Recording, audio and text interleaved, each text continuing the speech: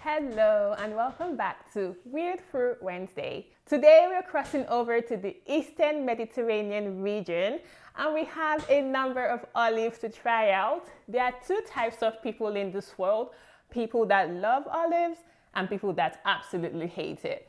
And I so happen to be in the camp of people that love it. So I bought a whole lot of them. Fun fact about olives is that olives were actually cultivated about 5,000 years ago. So they're pretty much cultivated not because of it being edible, because it was actually not a very edible fruit. It was super bitter. So they basically cultivated it to get the oil, like extract the oil from the pulp, because the pulp around the olives are like 30% oil. So prehistoric humans would basically just cultivate this fruit and grind it out to get the oil from it. So the oil was used for cooking, cosmetic purposes, and for their lamps. But interestingly, I don't know how people figure out stuff, but interestingly, they figured out that if they basically wash the fruit a lot of times, then they could extract the bitterness from the fruit. By the Roman time, they figured that if they added some alkaline wood ashes to the water where the fruit was soaking, it would actually speed up the process of debittering the olives from like weeks to hours. And now in industrial time and commercialization time, we actually treat our olives with some alkaline treatment just to take away the bitterness. Once we extract the bitter compounds, we basically soak it in some fermented water. So this is the I'm going to mess up a lot of the names on here because most of them are Italian or French, and I don't know what they say. So this is the sweet Sicilian Nocellara olives. So the sweet Sicilian is definitely a very interesting kind of olive because it's not tart, it's not bitter at all. It is salty, of course, because it's fermented in salt water, but it has a very mild and nice flavor to it. It's not too overwhelming. So if you're not someone that really likes olives, I would think the sweet Sicilian is for you because it's actually a very mild tasting, very lovely olive. The fact that it's called a sweet Sicilian is properly correct because it cannot get any sweeter than this, to be honest with you. So the next one we're gonna try is the Gaeta olives. Gaeta. So this is a black olive. So black olives are usually not debittered, so they wouldn't treat the olives with like an alkaline substance to take away the bitterness, but they do ferment it for a long time. So usually they will ferment it for about a year. So by the time it's fermented for such a long time, the bitterness basically diffuses into the water. Okay. I love this one here. So the black olives, this one, yeah, is definitely bitter. I can sense some bitterness in it. So I'm thinking that this particular variety wasn't debittered prior to them fermenting it. But yeah, this one is actually really nice. I really like that one as well. So if you are a lover of olives, I would think you should try this one now because I think it's really nice. This is the Cerignola.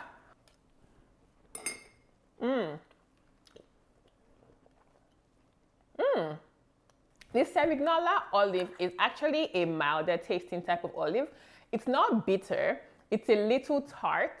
So there's a little tartness to this one, but it's not, I don't know if I'll say it's not quite remarkable. This Cerignola olive is quite frankly not very remarkable. So now we're gonna go down to Spain. This is the Godel olive. What the fuck? What the fuck? What the hell is this? What the fuck? What? I have to check the menu to see what went wrong here, please. Okay, let me try it again. Maybe that was an overreaction. I think it's the brine. It's just like vomit. I'm suffering. Just a public service announcement. It's always recommended that you actually wash the olives before eating it. just to take off some of the salt water, the sodium from it, and to get the full flavor of olives. Ah! Ooh, this one packs a flavor. Whew. So the Gouda olive is really tart. It really does pack a punch. Like, the flavor is extremely intense. I'm not a fan of it. So we're going to try out the Castelvetrano Castelvetrano olive. I feel like we're getting more olive now that has more flavor to it. Like, the other ones were a little milder tasting, good beginner friendly olive. But this one is very flavorful. I quite like it. It's good eating olive. So now we're going down to Florence.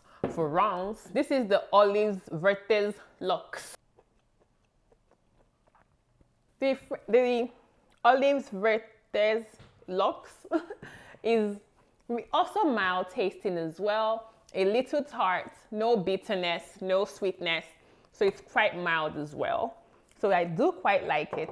And now we're going to try, we're going to Greece. We're going to try the organic Kalamata olives. So this actually goes really well with feta cheese. This is very bitter. So they don't debitter it, they just soak it and ferment it.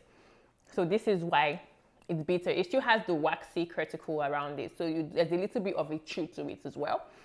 So I do quite like it. It is bitter though. So this one, the Kalamata is definitely more bitter than the Gator. So the Kalamata is definitely more bitter. So the final one is called the Infornata olive, also from Italy as well. It's the only one out of everyone that I've tried that is not fermented. So it hasn't been fermented. I mean, they did ferment it a little bit in storage while it was still undergoing processing. But originally it comes in, I didn't actually pour the brine out. Like, this is basically what it came in. So it's soaked in about 3% of salt water. But over time, the olives basically soak up the water in it. So it's little dry when you see it. So let's try this. This looks like a raisin. Hey, Jesus. Hey, just like petrol. Ha ha ha. My head. Oh, God. What the hell is this, please? Talk about disgusting.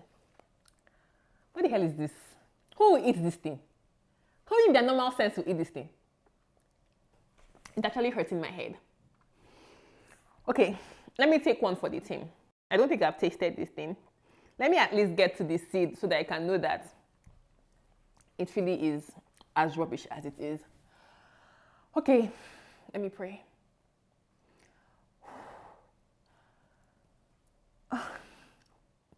Oh, nah, no. Okay, so yeah, that's everything for olives, man. I feel like I saved the worst for the last. No, wait, how did they say it? I saved the worst for the last. Yeah, I saved the last for the best. Yeah, I saved the worst for the last because this Informata one is going straight into the trash. It's so rubbish. It's rubbish. I hate it. I sincerely hate it. Yeah, this is not for me, man. I don't even know how to even describe it because I think it's super salty. In fact, every non-pleasant flavor is inside this one. That's what it is. Salty, intensely salty. It's also bitter and then sour. Like, how? Why? Anyway.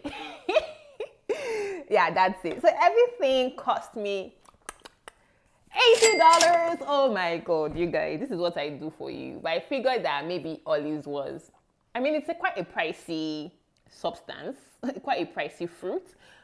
Most of them have to be exported all the way from the Mediterranean. But yeah, those are olives for you. What's the takeaway from this video, man? Like, I don't know, I feel like I was going all over the place in this one because there's a lot of information about olives, but what you just need to remember is that usually the green ones are milder in flavor, so if you're quite new to olives, maybe go for the green one. Let's see, what's the popular flavor here? Yeah, the green ones are the milder kind. The black ones are very, they are more intense than them, so they have a little bitterness to it. So if you're still new to olives, maybe go for the green type first before going for the black ones. The black ones are actually quite nice, but not the last one we tried. But that's about it. If you do want to support your girl, feel free to like, subscribe. Also, let me know if you're an olive lover or if olives are not your thing. Thank you so much for watching. I did love making this video, and I'll see you soon. Bye.